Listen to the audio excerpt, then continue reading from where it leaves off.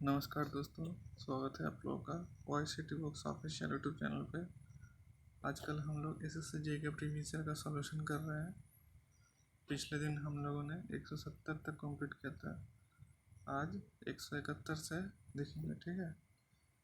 चलिए पहला क्वेश्चन देखते हैं आज का क्या है। देखिए, P is equals to rho h g water power equation है, ठीक है। वाटर पावर इक्वेशन मतलब जो आप लोग का हाइडल पावर होता है, उसमें जब बांध होता है, बांध, तो यहाँ से जब पानी गिरता है, बात तो ऐसे होता है, ऐसे आप लोग का पानी पाइप के थ्रू आता है जिसको पेन स्टॉक कहते हैं। तो उसी पाइप में जब पाइप से पानी निकलता है, उसी पानी में कितना पावर होता है, उसी पावर का ये इक्वेशन है, ठीक है। P equals to Q H G, ठीक है। तो एच होता है आपका हेड, ठीक है, मीटर में है इसका यूनिट। जी आपका ग्रेविटी कांस्टेंट होता है, मतलब जी जो 9.81 होता है वही है मीटर पर सेकंड स्क्वायर में। उसके बाद मेजरिंग यूनिट ऑफ क्यू हम लोग को निकालना है, जो क्यू है आपका rate of flow rate of water, ठीक है। तो आपका ओरिजिनली जो इक्वेशन होता है आपका पावर का, वाटर पावर का, वो होता है P equals to rho g h into Q, ठीक है। अब हम लोग को निकालना है क्यू का यूनिट। क्यू का यूनिट कैसे निकालेंगे, क्रॉस मल्टीप्लिकेशन करिए, Q equals to P by rho g h होगा, ठीक है। P होता है आपका पावर, पावर हम लोग क्या जानते हैं, पावर होता है एनर्जी का रेट, मतलब एनर्जी पर यूनिट टाइम, हाँ, एनर्जी हो या वर्क पर यूनिट टाइम। और हम लोग फिजिक्स में क्या जानते हैं, वर्क क्या होता है, वर्क होता है आपका फोर्स इनटू डिस्प्लेसमेंट, ठीक है। फोर्स इनटू डिस्प्लेसमेंट, फोर्स का यूनिट क्या होता है, न्यूटन होता है। और डिस्टेंस क्या होता है आपका, मीटर, डिस्टेंस का यूनिट होता है आपका मीटर, ठीक है। तो यहाँ पर देखिए, फोर्स पर यूनिट टाइम बोले थे आपको, पावर होता है, तो फोर्स का यूनिट देखिए न्यूटन मीटर हो गया, पर यूनिट टाइम, टाइम का यूनिट हो गया सेकंड, तो न्यूटन मीटर पर सेकंड पी का यूनिट हो गया, ठीक है। और नीचे आपका रो, रो का यूनिट होता है आपका होता है, ठीक है।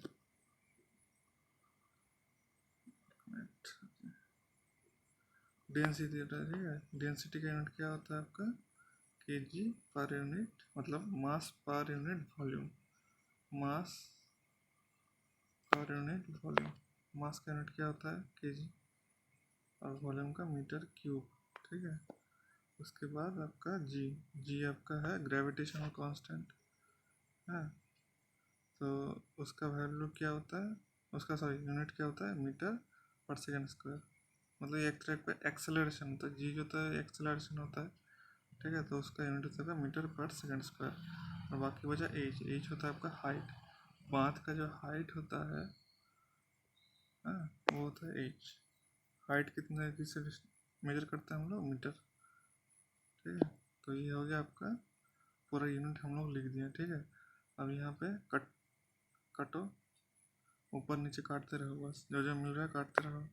काटने के बाद आपको मिल जाएगा यूनिट ऑफ क्यू, ठीक है। वो होगा आपका मीटर क्यू पर सेकंड, ठीक है। तो क्यू हो गया आपका डिस्चार्ज रेट, डिस्चार्ज रेट हो गया मीटर क्यूब पर सेकंड। तो उसका यूनिट आंसर क्या होगा, आंसर होगा आपका option B, option B, cubic metre पर सेकंड, ठीक है। चलिए अगला क्वेश्चन देखते हैं क्या है। Z1 और Z2 connected in series, Z1 और Z2 सीरीज में कनेक्ट है, दो इम्पिडेंस है, ठीक है, सीरीज में कनेक्टेड है, तो फॉर्म में लोड, लोड फॉर्म कर रहा है। A wattmeter's current coil is connected in series with the load, in series with the load मतलब Z1 के, यहाँ पर देखिए Z1 के सीरीज में करंट कॉइल का मतलब सीरीज में लगा हुआ है, ठीक है, Z1 का वाटमीटर का करंट कॉइल। और जो है आपका प्रेशर कॉइल वो आपका Z2 के अक्रॉस में कनेक्टेड है। Z2 देखिए नीचे है, ये है Z2, इसके पैरेलल में कनेक्टेड है। पैरेलल में कनेक्टेड है कैसे पता चलेगा कि उस कोई भी लोड के पैरेलल में कुछ कनेक्टेड है, तो ऐसे पता चलेगा कि लोड का एक तरफ मतलब जहाँ से करंट घुस रहा है लोड में उस तरफ से कोई पॉइंट निकाला गया है, और जहाँ से निकल रहा है करंट उस तरफ से कोई पॉइंट कनेक्टेड है। तो ऐसे आप लोगों को पता चलेगा वो पैरेलल में कनेक्टेड है। ठीक है, चलिए क्या है क्वेश्चन, क्या पूछा है आपका, द वाटमीटर रीड्स, वाटमीटर क्या रीड करेगा। तो वाटमीटर यहाँ पे आपका पहले तो करंट है, इसका करंट तो रीड करेगा। ठीक है, और इसका करंट रीड करेगा, करंट कॉइल। ठीक है, और पोटेंशियल कॉइल जो है वो सिर्फ इसका वोल्टेज रीड करेगा। ठीक है, तो यहाँ पर देखिए कौन सा ऑप्शन मिल रहा है, वाटमीटर क्या रीड करेगा, जीरो वाला है। जीरो तो हो ही नहीं सकता, कभी पॉसिबल ही नहीं, क्योंकि सर मेजर कर रहा है। पावर कंज्यूम्ड बाय Z2, उसका power consumed bye Z1, power consumed bye Z1 Z2 नहीं, क्योंकि लास्ट वाला ऑप्शन नहीं होगा, क्योंकि प्रेशर कॉइल आपका Z1 के पैरेलल में नहीं है, इसलिए इसका वोल्टेज मेजर नहीं कर पाएगा। ठीक है, तो डी ऑप्शन रॉन्ग हो गया। पावर कंज्यूम्ड बाय Z1 फिर से नहीं होगा, क्योंकि पीसी हालांकि करंट कॉइल इसका करंट मेजर कर रहा है Z1 का, लेकिन पीसी इसके पैरेलल में नहीं है, इसलिए उसका वोल्टेज मेजर नहीं कर पाएगा, तो पावर भी मेजर नहीं होगा। बाकी बचा option B, power consumed by Z2। तो देखिए सीसी कॉइल जो है इसका आपका करंट कॉइल आपका इसका करंट मेजर कर रहा है Z2 का, और पीसी कॉइल इसके पैरेलल में है, मतलब भी मेजर कर रहा है, तो भी और इधर आई दोनों मिल गया हम लोग का Z2 का, इसलिए ऑप्शन बी करेक्ट होगा। ठीक है, मतलब Z2 का ही ओनली आपका पावर मेजर करेगा वाटमीटर। समझ गए आप लोग। तो चलिए अगला क्वेश्चन देखते हैं। देखिए 3 lamps are connected in series, तीनों लैम्प सीरीज में कनेक्ट करा है, 120 वोल्ट का सप्लाई है, और करंट खींच रहा है आपका 1.5 ampere. If the resistance of 2 of the lamps is, तीनों बल्ब में 2 बल्ब का रेजिस्टेंस है आपका 30-30 करके, तो तीसरे बल्ब का रेजिस्टेंस हम लोग को निकालने के लिए बोला है। तो इसमें आप लोग कैलकुलेशन करना पड़ेगा। ठीक है, आसान क्वेश्चन है, कुछ भी नहीं है, आप लोग कैलकुलेशन करना पड़ेगा थोड़ा सा। देखिए कैलकुलेशन दिखा देता आपको। देखिए तीनों बल्ब यहाँ पे सीरीज में कनेक्ट है, क्वेश्चन में बोला गया है, उसमें से 2 बल्ब का रेजिस्टेंस आपका 30-30 करके है। ठीक है, 30 ओम। करंट फ्लो हो रहा है 1.5 एम्पियर, और वोल्टेज है 120 वोल्ट। तो इसको आप लोग कैसे करना है, देखिए यहाँ पे पहले आप लोगों को आर इक्विवेलेंट निकालना है। ठीक है, आर इक्विवेलेंट क्या होगा, R1 R2 R3। ओके, तो उसमें से आप लोगों के पास 2 का वैल्यू है, तो 2 वैल्यू अगर सीरीज में है तो यहाँ पे ओके, कोई गलती है क्या, यहाँ पे ठीक ही है, कोई दिक्कत नहीं है। देखिए यहाँ पे करंट आपका पूरा सर्किट में फ्लो हो रहा है आपका 1.5 एम्पियर। ठीक है, और पूरा टोटल सर्किट का वोल्टेज है 120 वोल्ट। तो हम लोग अगर 120 बाई 1.5 करेंगे, और total circuit voltage by total circuit current, तो हम लोग को टोटल सर्किट का इम्पीडेंस मतलब रेजिस्टेंस हम लोग को मिल जाएगा। ठीक है, तो इसका रेजिस्टेंस कितना होगा, 80 ओम। ठीक है, ये आपका तीनों का रेजिस्टेंस इक्विवेलेंट है, मतलब आर इक्विवेलेंट है आपका 80 ओम। ठीक है, और हम लोग का नॉर्मली आपको आर इक्विवेलेंट क्या होगा, आपका तीनों का एडिशन, इसमें 2 का वैल्यू हम लोग को पता है। ठीक है, तो यहाँ पे कितना निकला, 80 ओम निकला।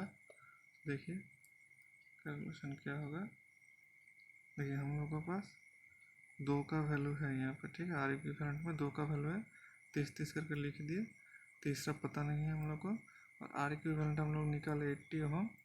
ठीक है, तो अगला स्टेप में देखिए क्या लिखा है, 30-30 60 हो गया, 80 से 60 माइनस करिएगा तो R3 इक्वल्स टू 20 ओम। तो ये तीसरा वाला जो रेजिस्टेंस है आपका, इसका वैल्यू हो जाएगा आपका 20 ओम। ठीक है, ठीक है, तो यहाँ पे आंसर कौन सा होगा करेक्ट आपका, 20 ओम आंसर बी करेक्ट है। समझ गए आप लोग। थोड़ा सा कैलकुलेशन था, कुछ भी नहीं है क्वेश्चन में। सिंपली आपका ओम्स लॉ लगा हुआ है यहाँ पे और कुछ भी नहीं है। V equals to I R और आर इक्विवेलेंट आप लोग को निकालना है। चलिए देखते हैं अगला क्वेश्चन क्या है। In the circuit shown the pressure coils of 2 wattmeter से कनेक्टेड, मतलब दोनों वाटमीटर का, एक वाटमीटर ये एक वाटमीटर, दोनों का प्रेशर कॉइल आप लोग का किस लाइन से कनेक्टेड है, आर वाई बी में से। ठीक है, देखिए यहाँ पे क्या क्या है। देखिए इस वाटमीटर का करंट कॉइल जो है, ऊपर वाला करंट कॉइल है सीरीज में जो रहता है, तो आपका आर से कनेक्टेड है। ये वाले का करंट कॉइल आपका वाई से कनेक्टेड है। ठीक है, और पोटेंशियल कॉइल इसका किससे कनेक्टेड है, आर से और का बी से, आर और बी। और इसका है आपका पहले वाले का आर बी के अंदर है बीच में, और दूसरे वाले का वाई और बी के बीच में, वाई और बी। ठीक है, तो यहाँ पर तो कुछ दो ऑप्शन तो दिया नहीं है, कौन सा है क्या नहीं है। तो यहाँ पे से हम लोग एक ही चीज़ देखना है, इसका कॉमन है खाली। पहला वाला था आर वाई, सॉरी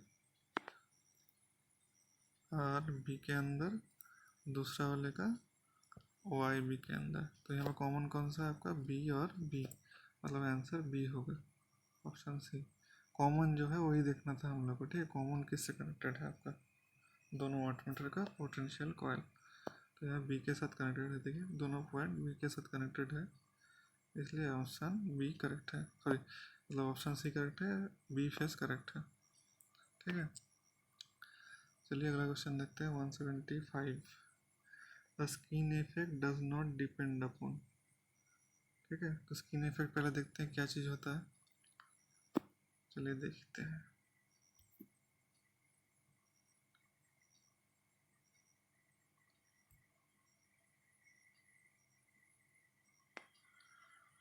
क्या होता है हम लोग देखते हैं। देखिए मनी एक कंडक्टर है, ठीक है, स्टैंडर्ड कंडक्टर तो आप लोग जानते हैं, बीच में कंडक्टर रहता है, उसके साइड में और भी रहता है, स्टैंडर्ड कंडक्टर जिसको कहते हैं। बहुत सारे कंडक्टर को एक साथ स्टैंडर्ड के इधर बांध दिया जाता है। ठीक है, ऐसे कोई कंडक्टर रहता होगा। ठीक है, आप लोग देखिएगा, अब घर के जो तार रहता है आप लोग का वायरिंग जो करते हैं, उसको कभी काटिएगा उसको। ठीक है, काटने के बाद देखिएगा उसमें 6 7 8 ऐसे तार को पूरा मोड़ दिया जाता है एकदम, उसी को कहता है स्टैंडर्ड कंडक्टर कहा जाता है। ठीक है, इसमें क्या होता है, आप लोग को पहले के लेक्चर में मैंने बताया था कि फ्लक्स लिंकेज जो होता है उसको हम लोग ऐसे डोनेट करते हैं। ठीक है,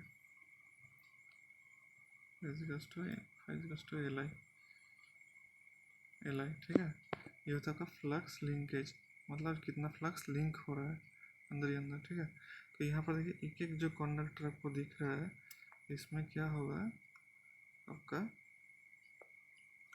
फ्लक्स लिंकेज, इसका एक होगा फ्लक्स यहाँ से निकलेगा, इसके साथ कनेक्ट होगा, लिंक होगा, इसका फ्लक्स लिंक होगा इसके साथ, ऐसे ऐसे फ्लक्स लिंक होता जाएगा। ठीक है, ऐसे होता जाएगा। ठीक है, इसका भी लिंक होगा, ऐसे लिंक करते देखिए बीच वाला जो कंडक्टर है वो सबसे ज़्यादा फ्लक्स लिंकेज हो रहा है, मतलब ये अगर फ्लक्स लिंकेज ज़्यादा हो रहा है मतलब आपका आई तो आपका कांस्टेंट है, सॉरी आई कांस्टेंट नहीं है, गलत बोल दिया मैंने।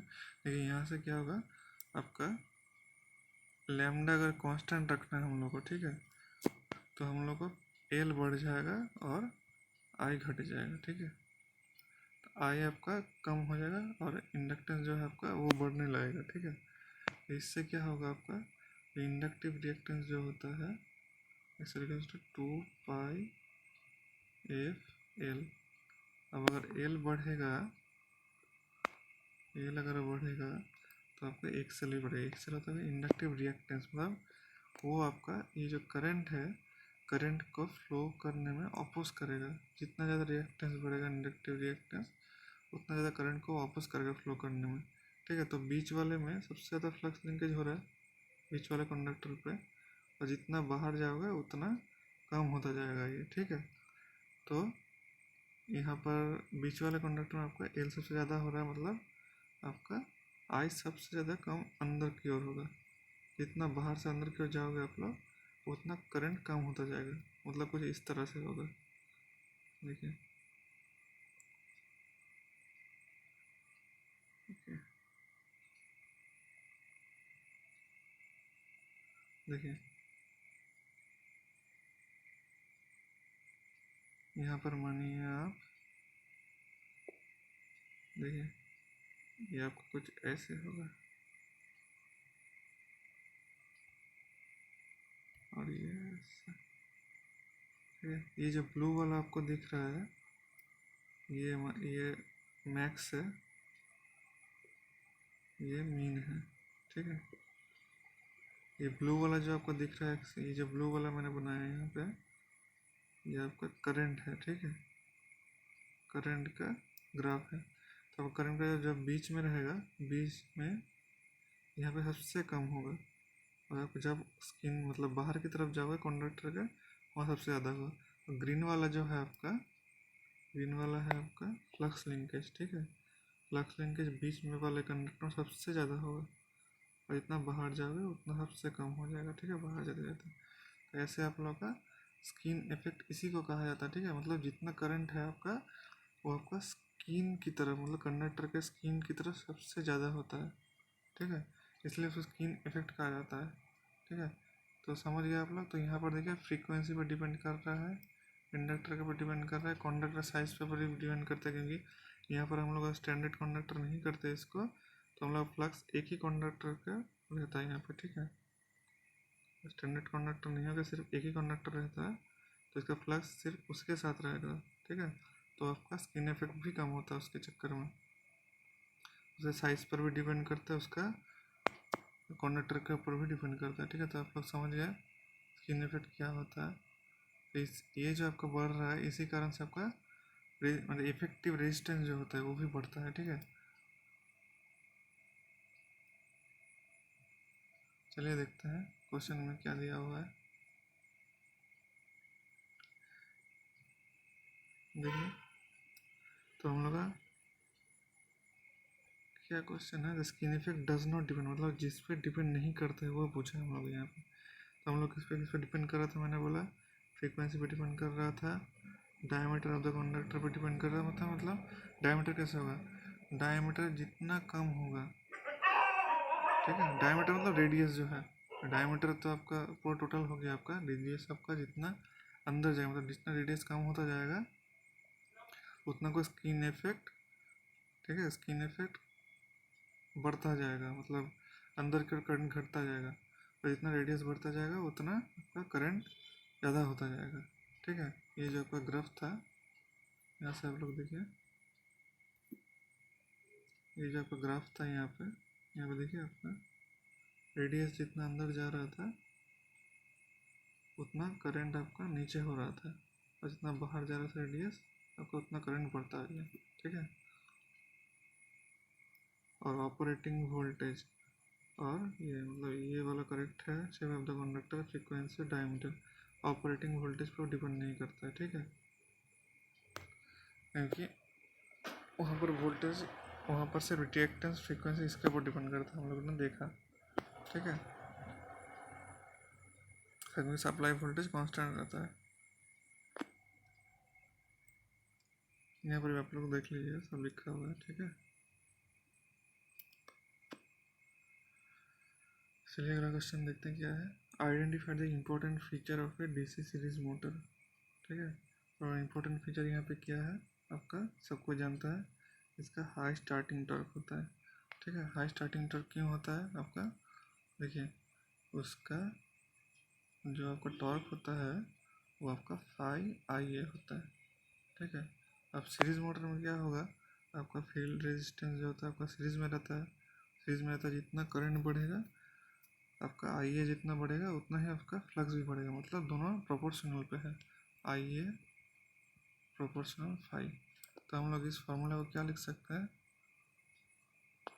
IA अगर प्रोपोर्शनल 5 है तो आपका ये 5 को IA कर दिया मैंने और IA कर दिया, तो IA स्क्वायर हो गया, मतलब टॉर्क IA स्क्वायर के प्रोपोर्शनल है। ठीक है, प्रोपोर्शनल, इक्वल नहीं होगा, प्रोपोर्शनल होगा। ठीक है, टॉर्क आई स्क्वायर का प्रोपोर्शनल है। ठीक है, तो यहाँ पर देखिए टॉर्क एक्सपोनेंशियली बढ़ेगा, मतलब टॉर्क अगर ऐसे बढ़ना चाहिए था, हाँ, तो यहाँ पर ऐसे बढ़ेगा। ठीक है, और अब देखिए दूसरा वाला एक्सप्लेनेशन जो है आपको बताता हूँ, रुकिए।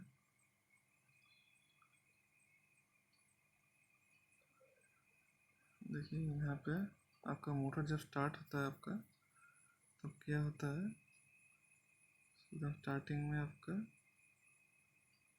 करंट जो होता है आई आर्मेचर करंट 0 होता है मोटर के स्टार्टिंग में। आई अगर 0 होगा तो फाई भी आपका 0 होगा। ठीक है, और ई जो होता है आपका बैक ईएमएफ जो होता है, उसका फार्मूला हम लोग क्या जानते हैं, phi omega M. Omega M आपका स्पीड होता है। ठीक है, और फाई आपका फ्लक्स होता है। तो अगर यहाँ पे आपका फाई अगर 0 हो, इसको थोड़ा नीचे ले जाता हूँ मैं, E B by sorry E B by phi equals to omega M. ठीक है, तो यहाँ पर देखिए आपका फ्लक्स अगर 0 हो, यहाँ पे अगर 0 हो ये वाला, तो ये इनफाइनाइट होगा। मतलब आप लोग क्या देख रहे हैं, जब मशीन स्टार्ट होता है तो आई आपका 0 होता है, और इसलिए फाई भी 0 होता है, इसलिए आपका स्पीड काफ़ी ज़्यादा हाई हो जाता है स्टार्टिंग में। इसलिए हम लोग डीसी सीरीज मोटर को नो लोड पे स्टार्ट नहीं कर सकते हैं, बहुत ज़्यादा हाई स्पीड होने के कारण मोटर आपका ख़राब हो सकता है। ठीक है, और यहाँ पर क्वेश्चन क्या था आपका, high starting torque. Starting torque को आप तो बता ही दिया मैंने, T cos two I square होता है, मतलब आपका स्टार्टिंग टॉर्क आपका एक्सपोनेंशियली बढ़ता है ऐसे। ठीक है, और वहाँ पर भी बताया मैंने हाई स्टार्टिंग टॉर्क होता है। ठीक है, टॉर्क स्पीड कैरेक्टरिस्टिक्स आप लोग समझ जाइएगा, ऐसे करके होता है आपका। ठीक है, तो ऑप्शन बी यहाँ पे करेक्ट है। ओके, चलिए ठीक है, यहाँ पर और चीज़ बोल देता हूँ मैं। देखिए T equals to I square जो होता है आपका सैचुरेशन तक होता है। सैचुरेशन समझते हैं, मतलब सैचुरेशन जो मैग्नेटिक सर्किट जो होता है उसमें जो फ्लक्स एक जगह जाके वो रुक जाता है, उससे ज़्यादा बढ़ता नहीं है फ्लक्स।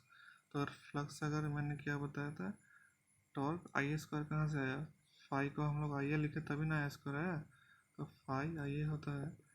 तो फाई जब जब जब कांस्टेंट हो जाएगा तो ये यहाँ से हट जाएगा फाई।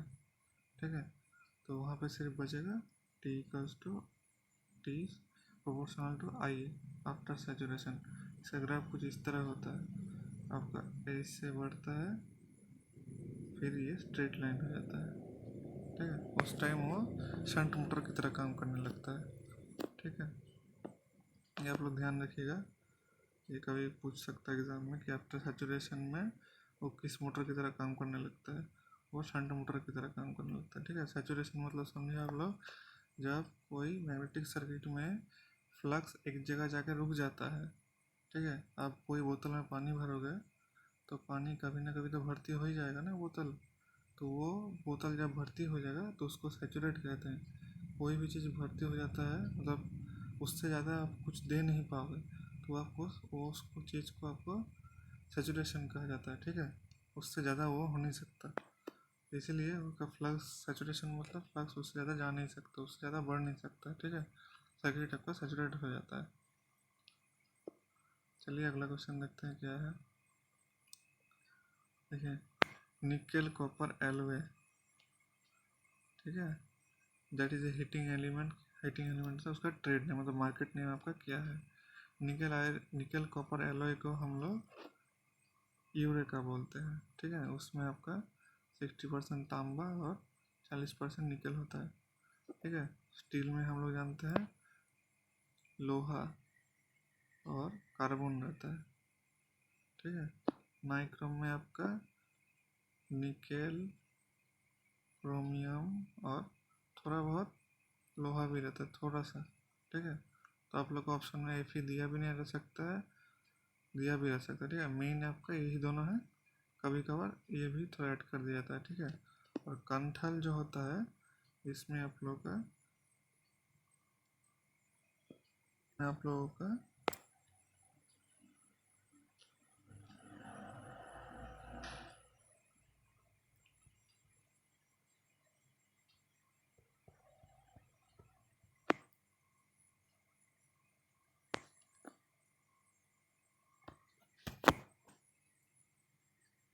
क्रोमियम और एल्युमिनियम होता है, ठीक है। कंठल में आपका लोहा, क्रोमियम और एल्युमिनियम होता है, ठीक है। बहुत इंपॉर्टेंट है, आप लोग याद रखिएगा। इस बार यूरिक आया, शायद अगली बार कंठल आ जाए, ठीक है। इंपॉर्टेंट है, आप लोग याद रखिए। लोहा, क्रोमियम और एल्युमिनियम, ये तीनों रहता है, ठीक है। चलिए अगला क्वेश्चन देखिए क्या है। H equals to is the expression for a magnetic field due to an infinite line current carrying conductor, ठीक है। इनफाइनाइट लाइन carrying conductor कुछ ऐसे होता है, ठीक है। अब उसका एक कोई भी पॉइंट पकड़ लीजिए, यहाँ पे आपका मैग्नेटिक फील्ड आपका निकालने के लिए बोलता है, ठीक है। तो उसका फॉर्मूला आपका ये सब याद रखना पड़ेगा आप लोगों को, ठीक है। इसका डिराइवेशन आप लोग एग्जाम में टाइम नहीं मिलेगा कि आप लोग डिराइवेशन कर सके एग्जाम में, ठीक है। इसका फॉर्मूला आपका I/2πr होता है, ठीक है।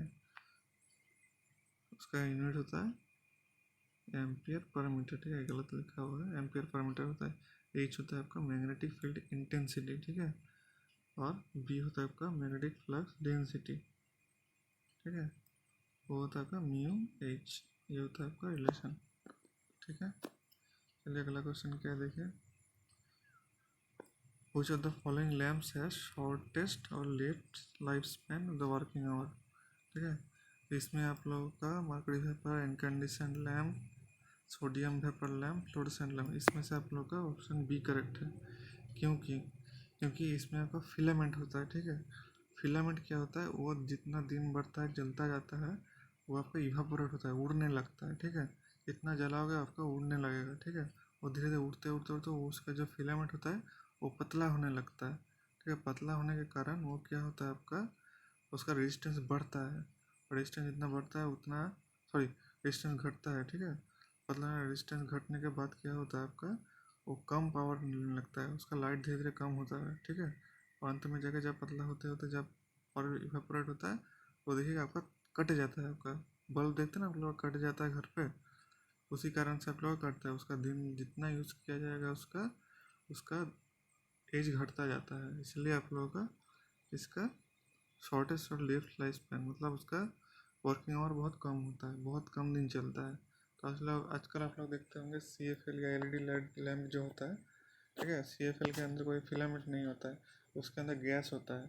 CFL आपका थोड़ा बहुत ट्यूबलाइट की तरह काम करता है, ठीक है, इसलिए वो बहुत दिन चलता है। LED लैम्प जो होता है आपका, उसमें आपका डायोड रहता है, और डायोड और भी अच्छा चीज़ होता है, वो ख़राब बहुत दिन बाद होता है, ठीक है। तो इसी कारण से आप लोग इनकैंडेसेंट लैम्प ज़्यादा दिन तक नहीं चलता है।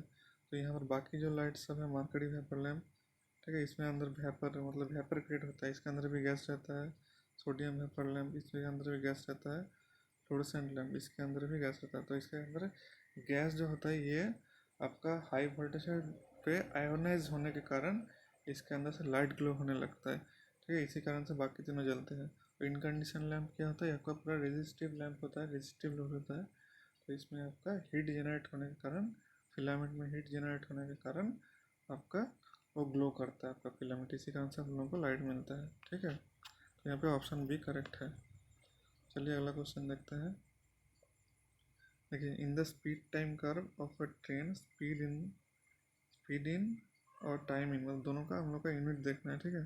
स्पीड टाइम कर्व हम लोग का क्या होता है, थोड़ा थोड़ा देखते हैं। देखिए, स्पीड टाइम कर्व जो होता है आपका ट्रेन का, ये आप लोग का ट्रैक्शन सब्जेक्ट का है, ठीक है। ट्रैक्शन में आपका पावर कंजम्पशन का चैप्टर मिल जाएगा आपको, ठीक है। देखिए, इसका वाई एक्सिस है, ये एक्स एक्सिस, ठीक है।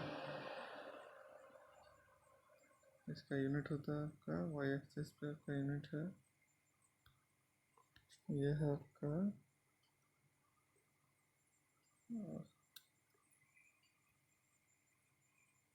इसका यूनिट है आपका किलोमीटर पर आवर, ठीक है। और यहाँ पर होता है सेकंड। और यहाँ पर देखिए ट्रेन जब चालू होता है उसका पावर कंजम्पशन का या एक्सेलरेशन कुछ भी निकाल सकते हैं यहाँ से। इसका ग्राफ कुछ ऐसे होता है, देखिए देखिए ट्रेन जब स्टार्ट होता है उस टाइम आपका एक्सेलरेशन होता है, ठीक है। ये एक्सेलरेशन पीरियड कहा जाता है, ओके, ठीक है। तो ये आप लोगों का एक्सेलरेशन टाइम होता है। इसमें एक्सेलरेशन मतलब स्पीड स्टार्टिंग में जो स्पीड बढ़ता है, ठीक है, इस टाइम में जाके वो स्पीड वो कांस्टेंट हो जाता है, ठीक है। उस टाइम किसको फ्री रनिंग पीरियड कहते हैं, ठीक है, फ्री रनिंग पीरियड कहते हैं। फ्री रनिंग पीरियड होने के बाद, ठीक है, उसके बाद उसका फ्यूल हो या एनर्जी जो है तो मतलब करंट बचाने के लिए हम लोग लोकल ट्रेन सब में देखते होंगे आप लोग, देखिए ज़्यादा स्पीड होने के बाद वो मोटर बंद कर देता है, ठीक है, कुछ देर बाद जाने के, उसको हम लोग कोस्टिंग पीरियड कहते हैं, ठीक है। कोस्टिंग पीरियड में आपका सिर्फ मोटर ट्रेन चलता है, उसका मोटर सब बंद हो जाता है। तो मोटर चलाने के कारण जो स्पीड गेन करता है वो ट्रेन उसी स्पीड से वो रन करता है बिना करंट के। मतलब आप लोग देखिएगा आप लोग साइकिल चलाते हैं, ठीक है, साइकिल का पैडल घुमाते हैं, पैडल घुमा के जो स्पीड आप लोग लेते हैं, ठीक है, तो कुछ देर बाद जाकर आप लोग पैडल जब नहीं चलाते तब भी वो साइकिल चलने लगता है। हालांकि वो स्पीड धीरे धीरे घटता है लेकिन चल तो रहता है। उसको आप लोग कोस्टिंग पीरियड कह सकते हैं, ठीक है। तो उसी तरह ट्रेन में भी होता है। ट्रेन में स्पीड गेन होने के बाद एक टाइम में आने के बाद वो क्या करता है, आपका मोटर को ऑफ कर देता है, ठीक है। वो देखिएगा ट्रेन के ऊपर देखिएगा जो पेंटोग्राफ कहते हैं, ठीक है, एक चीज़ रहता है जो करंट तार खींचता है, करंट खींचता है ऊपर से, उसको ऑफ कर दिया जाता है, ठीक है, नीचे टर्न कर दिया। तो उससे क्या होता है, उसका मोटर डिस्कनेक्ट हो जाता है। मोटर डिस्कनेक्ट होने के बाद वो ट्रेन वो स्पीड से चलता रहता है, ठीक है। चलने के बाद वो आपका स्टेशन जब आने लगता है, स्टेशन के आसपास आने लगता है, तो उस टाइम में आपका ये डीएसेलरेशन मतलब आपका उस टाइम ब्रेकिंग करते हैं, ठीक है। वो ये होता है ब्रेकिंग पीरियड। देखिए कौन सा पीरियड बताया हम आपको, ये होता है एक्सेलरेशन पीरियड, ठीक है, एक्सेलरेशन पीरियड। ये हो गया आपका free running period, free running, ये आपका एग्जाम में आता है ये सब चीज़, फ्री रनिंग पीरियड, ठीक है। ये होता है आपका कोस्टिंग, COASTING, कोस्टिंग पीरियड, ठीक है। और ये होता है आपका ब्रेकिंग पीरियड, BRAK, ठीक है। यहाँ पर ब्रेक लगाया जाता है ट्रेन में रोकने के लिए उसको, ठीक है, आखिर में यहाँ पे जाके वो रुक जाता है, ठीक है। तो ये होता है आपका स्पीड टाइम कर्व आपका ट्रेन का, ठीक है, बहुत इंपॉर्टेंट कर्व है। यहाँ से बहुत कुछ निकलता है आपका, ट्रेन का एक्सेलरेशन, ट्रेन का एनर्जी कंजप्शन, बहुत कुछ निकलता है यहाँ से, ठीक है। तो आपके एग्ज़ाम के पॉइंट ऑफ व्यू के लिए इतना काफ़ी है, ठीक है। हाँ, चलिए देखते हैं आंसर कौन सा होगा।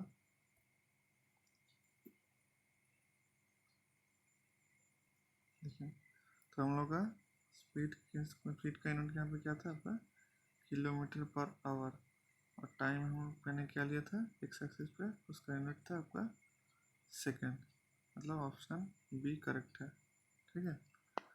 तो समझ गए आप लोग, आज यहीं तक रखते हैं। आप लोग इसको दोबारा पढ़िएगा, ठीक है, बहुत अच्छे अच्छे क्वेश्चन हैं यहाँ पे। आज के दिन, आज के सेशन में अच्छे अच्छे क्वेश्चन हुआ है। आप लोग रिवाइज करिएगा अच्छे से। कोई भी डाउट हो, कोई भी प्रॉब्लम हो, कमेंट सेक्शन में ज़रूर लिखिए, ठीक है। वीडियो पसंद है तो लाइक करिए, शेयर करिए अपने दोस्तों के साथ और चैनल को सब्सक्राइब करिए, ठीक है। चलिए फिर जल्दी मिलते हैं अगले सेशन के साथ। चलिए धन्यवाद।